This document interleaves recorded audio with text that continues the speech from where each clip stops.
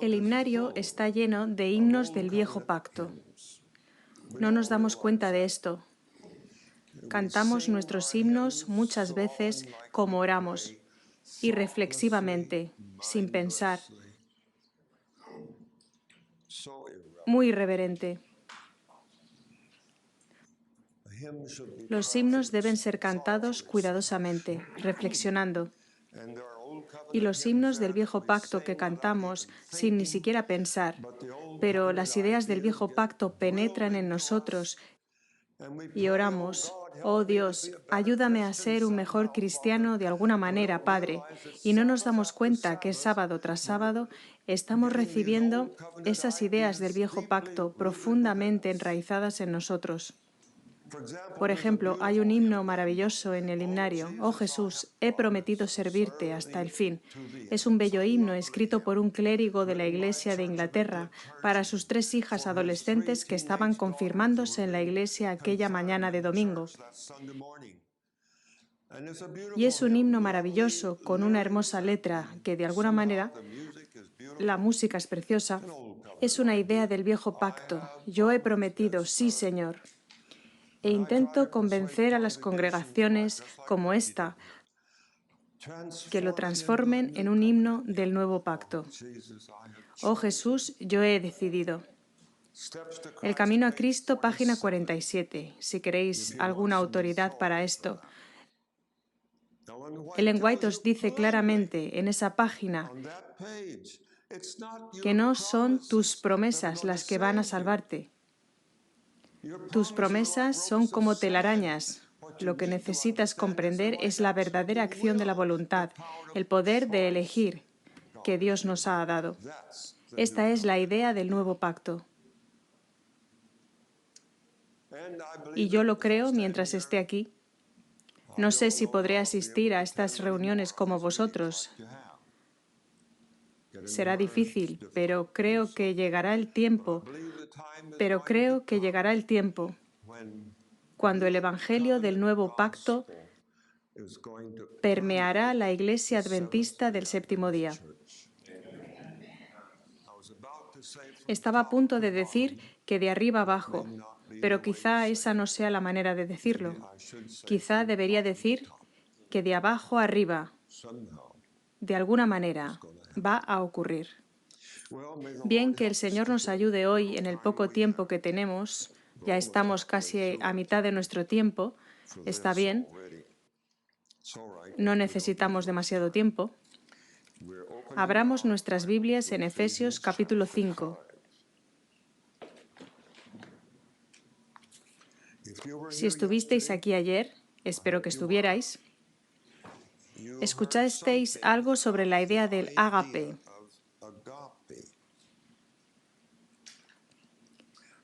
Una idea nueva y revolucionaria que los apóstoles tenían. Ni ellos mismos soñaron sobre eso hasta después de la crucifixión. Hubo una cruz que finalmente definió para el mundo lo que la palabra amor realmente significa.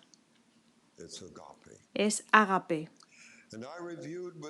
Repasé con vosotros un pequeño libro que os di, amigos, ¿os acordáis? Os di un libro ayer. Repasé con vosotros algo sobre los 7 contrastes entre el amor humano con el que nacemos, el mejor amor humano que podéis encontrar en cualquier lugar del planeta. Estoy seguro que es el amor de una madre. Pero la madre ama a su propio bebé. Es natural. Dios nos hizo de esa manera. Ella cree que su bebé es la criatura más hermosa del mundo, y así debe ser. Ágape es un amor que ama a personas feas, malas y malvadas, sí. Así es como Dios puede amarnos. Diréis: yo no soy malo, no soy malvado, soy bueno, soy miembro de la Iglesia, todo lo hago bien. Pues bien, ¿qué serías si no fuera por tu Salvador? Hubo tiempos en los que abría el periódico de Sacramento y leía sobre horribles crímenes que se cometen cada día. Solía pensar: qué espantoso, yo nunca haría una cosa así. Pero empecé a darme cuenta de que si no tuviera un Salvador que me sacó del hoyo, no sabría lo que sería.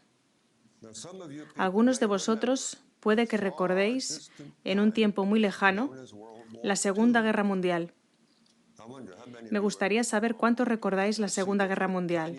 Solo veo unas pocas manos. Bien, yo era un adolescente en 1939.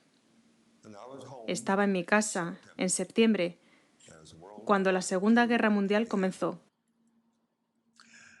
Y durante mis años adolescentes leía las noticias sobre Hitler y Alemania y los nazis. Veía las fotografías de la juventud nazi marchando. Tengo parte de alemán. Y me solía preguntar qué sería si hubiera pasado mi adolescencia en aquella Alemania. Tengo que ser patriota, ¿verdad? Tengo que servir a mi país. Podría haber sido alguno de esos jóvenes nazis. Podría haberme convertido en un oficial de la Gestapo. No sé lo que podría haber sido. Deseo inclinar mi rostro y decir, Señor, gracias por salvarme. Eso es todo lo que puedo hacer. Y me siento motivado a dedicarle cada día, cada hora de mi vida, de ahora en adelante. Bien, empezamos a hablar del ágape ayer. Creo que vimos 6 contrastes entre 2 ideas. Así que vamos a ver el número 5. Y aquí nos topamos con el ágape una vez más. Pablo no puede dejar de hablar sobre eso. No puede escribir una carta sin la idea de ágape. Le inspira continuamente. Efesios capítulo 5. Empecemos en el versículo 1. Sed pues. Y ese pues inmediatamente nos lleva atrás, a lo que acaba de decir antes. E igualmente el capítulo 4 comienza yo pues. Nos lleva atrás al capítulo 3. Por tanto, el trasfondo del capítulo 4 son los versículos 31, 32 y 30. Y no contristéis al Espíritu Santo de Dios. Él es una persona, puede ser contristado, con el cual fuisteis sellados para el día de la redención. Quítense de vosotros toda amargura. En otras palabras, Dios quitará todo eso si le dejas hacerlo. Toda amargura, enojo, ira, gritería. Está diciendo que sean quitadas todas estas cosas de ti. Y toda malicia. Malicia, si lo analizamos, es un odio profundamente asentado, quizá inconsciente, que esté en tu corazón. Los celos que hay allí. No me digas que estáis exentos de esto, porque no es así. Todos tenemos este problema. Antes, sed benignos unos con otros, perdonándoos unos a otros, como Dios también os perdonó a vosotros en Cristo. Y por tanto, a la luz de esto, sed imitadores de Dios como hijos amados. Y aquí está el ágape. Y andad en ágape. Como también Cristo nos amó con ágape. Ya no caminaréis a ciegas, ya no caminaréis solos, siempre con Él. Día tras día tendrás una visión más clara de cómo te ama Él, con ágape. Y se entregó a sí mismo por nosotros, como ofrenda, ofrenda encendida. Sí, una ofrenda encendida. Y el amor ágape del Hijo de Dios, al darse a sí mismo por nosotros, fue un olor fragante al Padre, así como la disposición de Isaac de ofrecerse en el altar fue un deleite para Dios, fue una promesa. Y llegando a este año, 2006, Dios tendrá un pueblo que estará motivado por el ágape a darse a sí mismos. y de ir a donde el Señor les envíe. Mi corazón se emocionó cuando leí por primera vez el boletín de la Conferencia General de 1893 y leí algo sobre S.N. Haskell. Creo que fue Haskell. No creo que fuera Jones, creo que fue Haskell. Haskell fue uno de los poquísimos que abrió su corazón para recibir el mensaje de 1888. Y desde ese día, los libros de S.N. Haskell fueron preciosos. Bien, Haskell dijo: hemos llegado al tiempo de la lluvia tardía.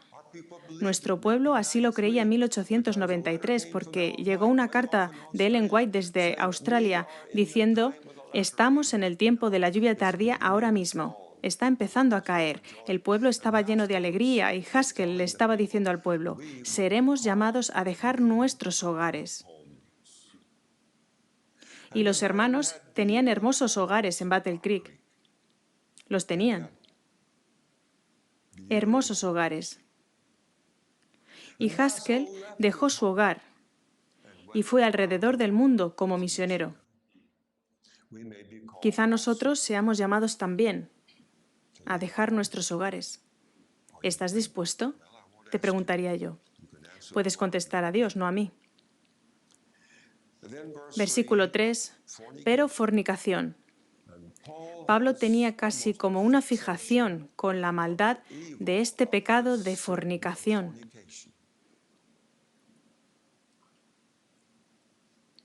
Hace algunos años, alguien en la revista Spectrum escribió algo acerca de lo horrible que es la fornicación. Es la fuente de una enorme cantidad de agonía en este mundo. Sé de lo que estoy hablando. Uganda solía ser conocida como la capital mundial del SIDA. Y el Señor dice en Malaquías: yo odio el divorcio. Él quiere que el hombre y la mujer se amen para siempre, hasta que la muerte los separe. No solamente apretar los dientes y decir voy a aguantar. Él quiere que se amen el uno al otro durante todo el camino. Pero fornicación y toda inmundicia, y aquí pone a la codicia en el mismo nivel que la fornicación. Bien, el amado Señor, en su infinita gracia, me salvó de eso. Pero yo sé que el pecado de la codicia, y esto os sorprenderá, queridos, hubo un tiempo que yo no quería otra cosa más que un Chevrolet del 41. Era codicioso. Y yo superé aquello y lo que yo quería era un Mercedes. Era codicioso. Pablo dice que está a la par con la fornicación. Ni aun se nombre entre vosotros, dice. Versículo 4. Ni palabras deshonestas, ni necedades, ni truhanerías, que no convienen, sino antes bien acciones de gracias. Y cuando tú aprecias el nuevo pacto, las promesas que Dios ha hecho a Abraham y a sus descendientes por fe, os puedo decir que un cambio ocurre en tu corazón. No importa dónde estés, no importa lo pobre que seas, no importa si estás tendido en una cama, enfermo, con cáncer, como nuestra querida hermana, que lo que más deseaba era estar aquí en esta congregación esta mañana, Karen Kuskos-Bauer, una dama, creo que de 52 años, de San Diego.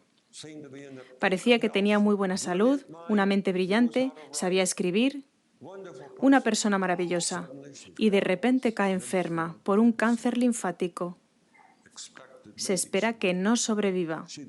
Le hubiera encantado estar aquí, pero incluso si estás en tu lecho de muerte, puedes estar agradecido al Señor, porque si estás en tu lecho de muerte, puedes agradecerle: oh Señor, sé que la muerte no es el fin. y mirar hacia adelante, a la resurrección.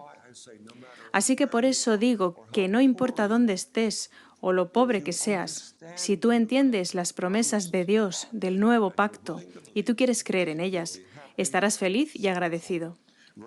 Versículo 5. Porque sabéis esto, que ningún fornicario o inmundo... ¿Qué es un inmundo? Alguien que ve tanto la televisión que palabras inmundas salen de su boca antes de pensarlas. Creo que nunca he predicado un sermón como pastor en contra de ver la televisión. Creo que no. Quizá digáis, pues deberías. Cuando me arrodillo y oro, oh Señor, ayúdame a saber de lo que debo predicar el próximo sábado, Él nunca me ha impresionado a la hora de hacer el sermón en contra de ver la televisión.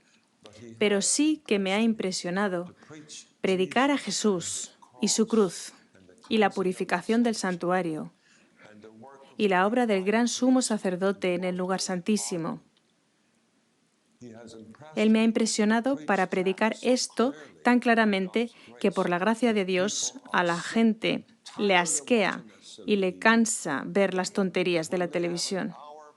Y cuando tienen una hora libre sin nada que hacer, llegan a casa, de la fábrica o de la oficina, y estás cansado, te dejas caer en tu cómodo sofá para pasar la tarde y en lugar de coger el mando a distancia y encender la televisión y hacer zapping, ya no quieres hacer eso más. Te pone enfermo ver todas esas tonterías. Y quieres estudiar el Evangelio. Bien, así es como sé que funciona. Avancemos.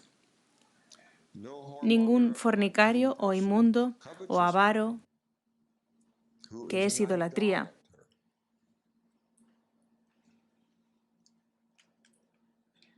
tiene herencia en el reino de Cristo y de Dios. Versículo 6. Nadie os engañe, porque por estas cosas viene la ira de Dios sobre los hijos de desobediencia. Ahora bien, ¿qué quiere decir la ira de Dios? ¿Qué es la ira de Dios? Veamos lo que dice en el libro Ha sido adoptado. Y por cierto, este pequeño libro es un estudio de Efesios, versículo a versículo. Y no encontraréis el nombre de Ellen White en el libro, ni tampoco veréis impreso en el libro 1888. De hecho, el libro fue escrito para el mundo, para no adventistas, e intenta ser un libro evangelístico, el tipo de libro que puedes dar a tus vecinos. Y aquí habla sobre la ira de Dios. Página 89. La ira de Dios no es como la ira del hombre. Así como el amor ágape de Dios no es como el amor centrado en el yo del hombre.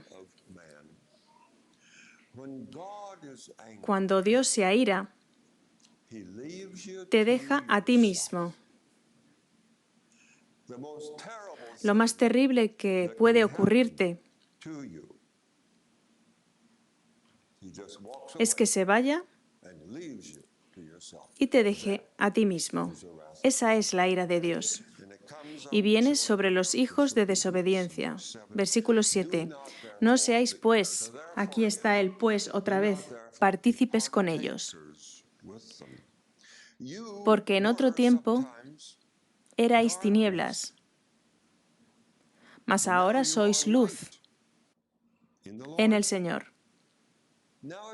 Entonces es sencillo, fácil, simplemente anda en la luz. Eso es todo. Sigue a Dios. Sigue las pisadas de Jesús, comprobando lo que es agradable al Señor. Versículo 11. Y no participéis en las obras infructuosas de las tinieblas, sino más bien reprendedlas. Bien, ¿qué significa esto? Vuestros vecinos están haciendo una barbacoa y están asando cerdo. Así que vais allí y les decís, no deberíais cocinar cerdo. ¿Es eso lo que debéis hacer? ¿Cómo les reprenderíais? ¿Cómo les reprenderíais?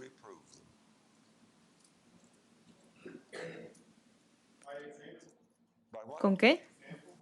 Con el ejemplo. Bien, tú podrías hacer unas verduras asadas, llevarles un día. No condenas el cerdo, sino que le decís, me gustaría que probarais esto. Hay un gran movimiento sobre la comida hoy en día a favor del vegetarianismo por nuestra salud. Tú puedes hacer eso. Así es como puedes reprenderlos, ¿veis? Bien, de cualquier manera, si le pides a Dios que te muestre cómo obedecer lo que está en este capítulo 5, te garantizo que te escuchará y contestará tu oración. Versículo 12. Porque vergonzoso es aún hablar de lo que ellos hacen en secreto. Bien, ahora hay aquí una idea sobre el ágape. No pudimos acabar ayer. Esta es mi última oportunidad. Así que no puedo acabar aquí. Y sé que el tiempo para finalizar está cerca, hasta que no acabe con esta idea del ágape con vosotros. Ayer repasamos una serie de contrastes entre las dos ideas. Nuestro amor humano depende de la belleza, de la bondad de su objeto. Amáis a las personas amables, ¿a que sí? No amáis a las malas personas. El ágape ama a las malas personas, personas que te insultan.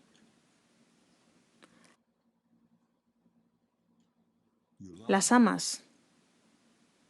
De verdad, las amas. En segundo lugar, nuestro amor humano depende de un sentido de necesidad. Un hombre joven quiere casarse porque se siente solo. Necesita a alguien. No lo sé, pero sospecho que las mujeres jóvenes se sienten de la misma manera. Se sienten solas. Necesitan a alguien. El ágape es un amor que no siente ninguna necesidad. Dios no nos ama porque nos necesite. Nos ama porque Dios es amor. Eso es todo. Número 3. Hablamos sobre cómo nuestro amor humano depende del valor del objeto amado. En África existe el sistema de la dote y es una muy buena idea. Si le das a tu suegro 50 vacas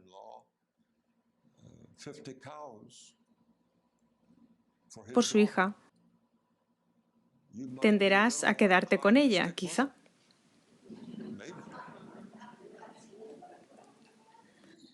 Sí, puede que ayude. Pero el ágape no depende del valor del objeto. Y eso siempre me enternece al decirlo. El ágape crea el valor en el objeto. La diversión que Dios tiene, cuando la Biblia King James dice el placer del Señor, una buena expresión digna, significa la diversión que Dios tiene. Es ver a alguien que no tiene valor, alguien a quien renunciaríamos, transformado en alguien de un valor equivalente, me atrevo a decirlo, al Hijo de Dios. Él se dio a sí mismo por nosotros. Si tú pagas $10 por algo en la tienda, es porque consideras que eso que estás comprando es igual en valor que tus $10. Y después, número 4, vimos que esa idea tan popular, incluso en la Iglesia, de que nuestro deber es buscar a Dios. Y sé que todos los teólogos se me van a echar encima ahora, pero creo que puedo mantenerme firme. Si estudiáis el Antiguo Testamento, y creo que también en el Nuevo, Creo que os veréis en un apuro para encontrar en algún lugar donde Dios nos diga a nosotros: soy como un doctor escondido en mi consulta allí detrás. Tú tienes que venir y encontrarme. No creo para nada que Dios se revele a sí mismo de esa manera. Pero si no coges tu concordancia más gruesa y haces un poco de trabajo y buscas el significado de la palabra traducida como oveja, llegarás a esa conclusión. Más bien, la Biblia es muy clara y creo que es unánime. Ágape no es el hombre buscando a Dios. Ágape es Dios buscando al hombre. Y lo que me emociona en Lucas 15, hay 4 palabras.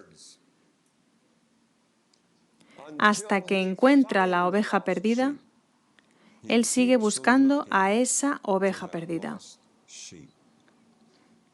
Así pues, si conoces a alguien que está en el lecho de muerte y no ha dado su corazón a Jesús, no desaproveches la visita misionera, porque el buen pastor estará buscando a esa persona hasta que la encuentre, incluso en el lecho de muerte. Así lo creo. Así lo creo. Dios nos dio este ágape. Y después estuvimos estudiando sobre que a lo que realmente llamamos amor no es más que amor al yo. Amor al yo disfrazado. Ágape es un tipo de amor que entrega al yo para ser crucificado. Y después estuvimos recordando cómo nuestro amor humano siempre se manifiesta intentando subir cada vez más alto. Y cometemos el error de animar a los chicos y chicas a subir la escalera hasta que alcancen el éxito en cualquier profesión, lo que les satisfará. E incluso en la iglesia subimos la escalera. Ágape es lo contrario nuevamente. Ágape es un amor que se atreve a bajar más abajo. Los 7 escalones que Jesús bajó para bajar más abajo. Pero no vimos el último ayer, esto es de lo que os quiero hablar. El último escalón que Jesús bajó, descendiendo cada vez más abajo, más bajo, incluso que la muerte de cruz. Pero no tendréis ni idea de lo que es la muerte de cruz a menos que leáis Gálatas, capítulo 3. Y aquí es donde yo, por primera vez, empecé a entender solo un poco lo que significa la cruz. Estaba justo allí, en Takoma Park, al otro lado de la calle, justo aquí, 67 años atrás, cuando descubrí el mensaje de 1888, justo aquí, en el libro Las Buenas Nuevas de Waggoner.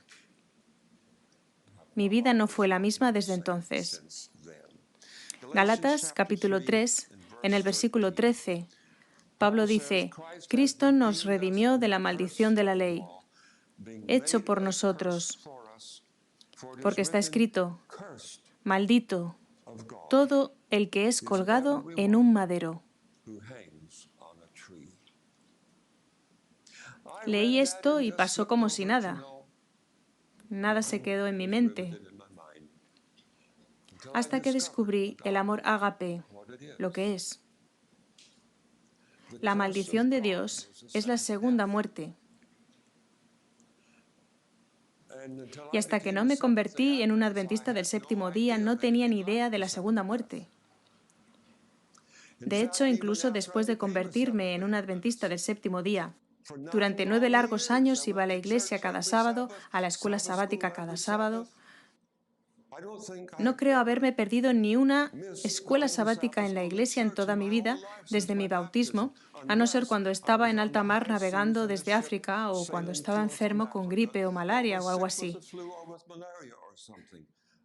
Yo he ido a la iglesia. Nunca escuché. y rara vez oí hablar sobre la segunda muerte que Jesús murió. La segunda muerte que Él murió fue un total autovaciado, como cuando vuelcas una botella y se vacía hasta la última gota. Ellen White dice en El deseado de todas las gentes, Cristo colgado en la cruz no podía ver a través de los portales de la tumba. La esperanza no le presentaba su salida del sepulcro como vencedor. Él se vio a sí mismo descendiendo hacia la oscuridad para siempre. Para siempre. Eso es ágape. No puedes ser un ser humano viviente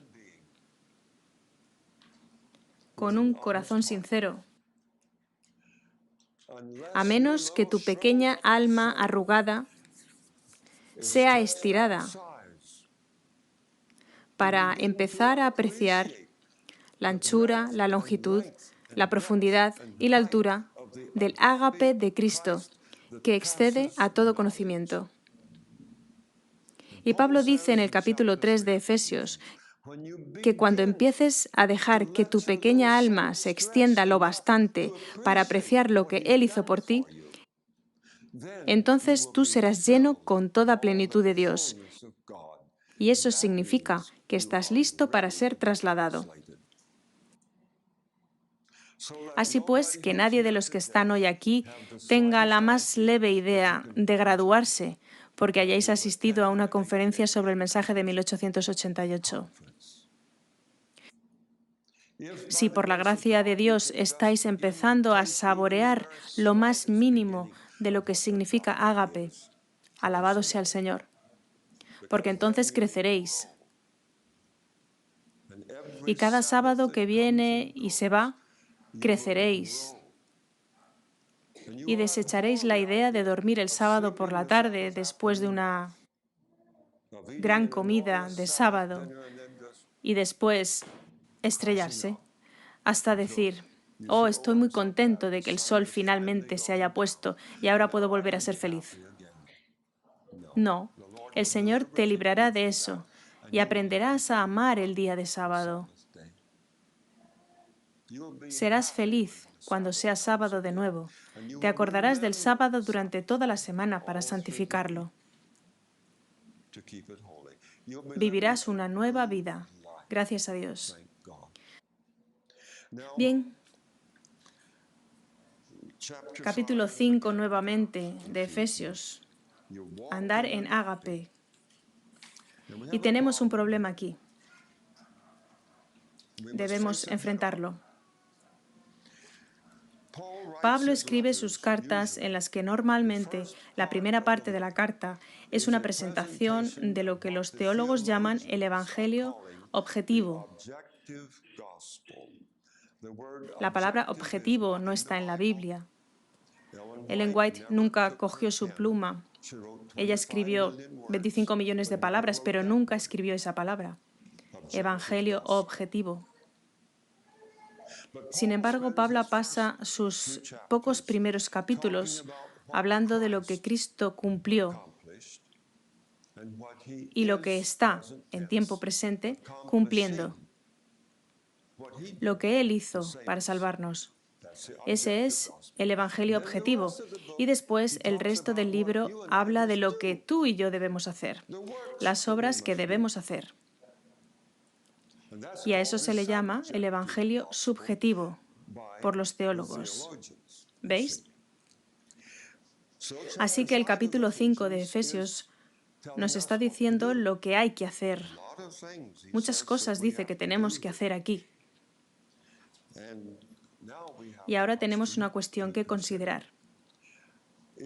¿Es verdad que somos salvos por gracia a través de la fe?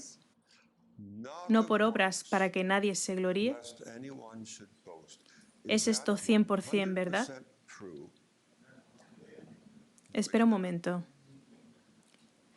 ¿O es verdad que seamos salvos por la fe y por las obras santificadas.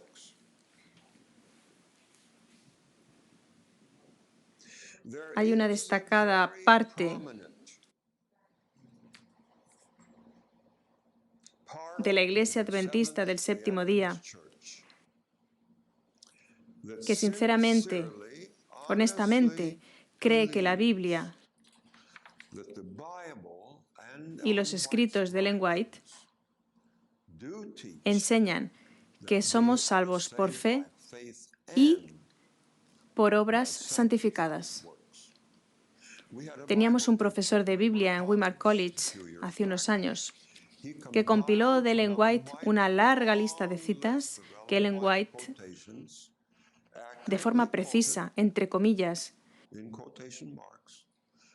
en las que ella dice una y otra y otra y otra y otra vez que somos salvos por la obediencia. Y este hermano imprimió esta colección de citas de Ellen White. Pienso que en parte lo hizo como una reprimenda para mí, porque yo vivo cerca del Weimar College y predicaba a los estudiantes en Weimar College que somos salvos por gracia, por la fe, no por obras. Y eso no le hacía feliz. Bien, cogí algunas de estas citas. Tengo un pequeño libro aquí titulado Estoy confundido y os prometo que os daré otro libro hoy y siento que solo tenga 8 copias aquí. Estoy contento de dároslo. Los pagaré para ellos. Y se los daré a 8 personas que deseen confesar que están confundidos. Estoy hablando en serio. En serio. Y si hay alguien más de los 8 que han levantado la mano, si me dais vuestro nombre y dirección en un trozo de papel, cuando llegue a casa os enviaré una copia, porque tengo más de estos en casa. Así que lo que haré con este pequeño libro, en primer lugar, he citado las declaraciones de Ellen White, que estos queridos hermanos y hermanas nos dicen, que prueban que somos salvos por la obediencia. Aquí hay una de Patriarcas y Profetas, página 500 en español. Nunca existió el perdón incondicional del pecado, ni existirá jamás. Cierro comillas. Aquí hay otra cita. Nadie diga que no hay condiciones para la salvación. Hay condiciones decididas.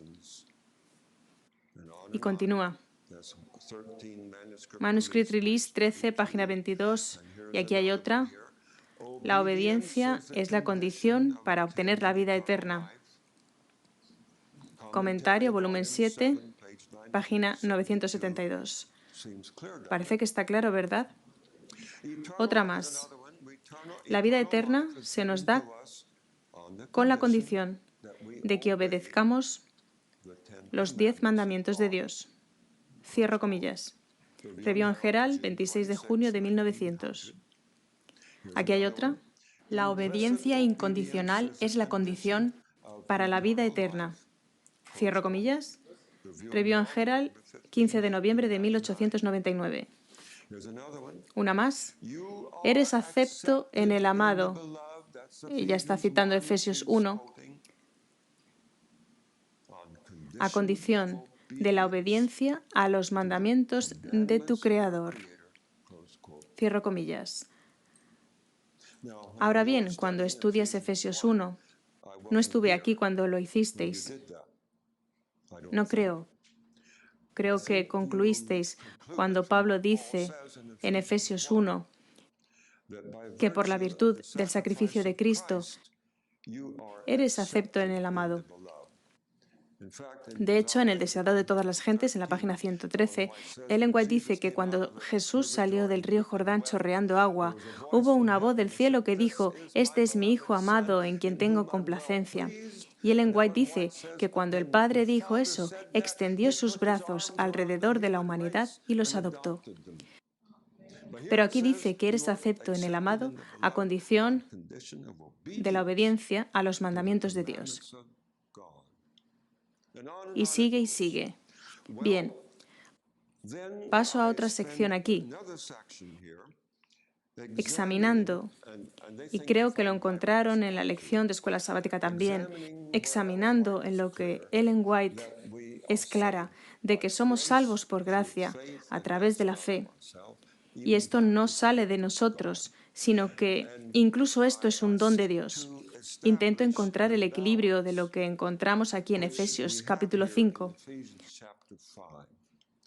Andamos en ágape, como Cristo nos amó con ágape y se dio a sí mismo por nosotros. Esto es 100% verdad, pero al mismo tiempo algo nos motiva, algo nos constriñe de ahora en adelante para andar con Él y guardar sus mandamientos. Pero el guardar los mandamientos no es el medio por el cual somos aceptados por el Señor. E intento demostrar el equilibrio aquí, entre estos dos puntos. Y algunos de nuestro amado pueblo citan Santiago para echar abajo lo que Pablo dice, ya sabéis. Pablo dice que somos justificados por la fe.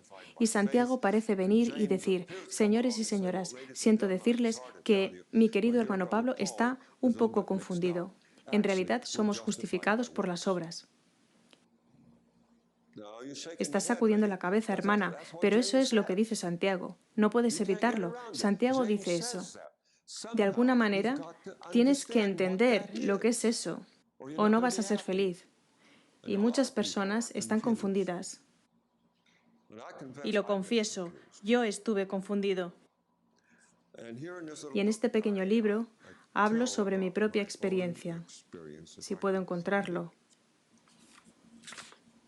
Quizá no pueda encontrarlo. Sin embargo, la única explicación que he encontrado que aclara esto de forma que ya no quede confuso es el mensaje de 1888.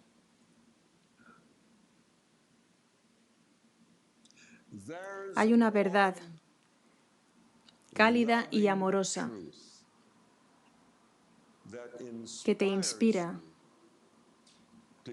a dar cada pizca de tu vida a aquel que murió por ti. Segunda de Corintios 5, versículos 14 y 15 llegan a ser una realidad para ti. El amor de Cristo nos constriñe. Y no entendáis mal, la palabra constreñir no significa restricción. Es lo contrario. Significa que te empuja hacia adelante, te despoja de ti mismo. Tú tienes dones que están profundamente encerrados en ti, de los que jamás has soñado que tienes.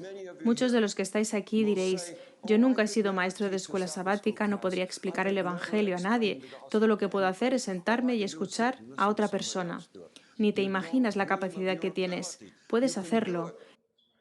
El ágape de Cristo te constriñe a hacer cosas que jamás soñaste que podrías hacer. Y te llevará todo el camino hasta el reino de Dios. 8 personas pueden venir. Si queréis esto, por favor, sed amables y corteses con los demás. Si hay más de 8 personas que lo quieran, dadme vuestro nombre y dirección. Cuando llegue a casa el lunes, estaré feliz de ponéroslo en un sobre y enviároslo. Oremos. Padre, te agradecemos. Gracias. Gracias, Padre, porque no necesitamos estar confundidos ni paralizados. Podemos cobrar vida en el nuevo pacto. Pedimos que estas gloriosas buenas nuevas nos motiven de ahora en adelante, no para intentar salvar nuestras pequeñas y pobres almas. Por favor, danos un corazón interesado en Jesús, que Él reciba su galardón. En el nombre de Cristo. Amén.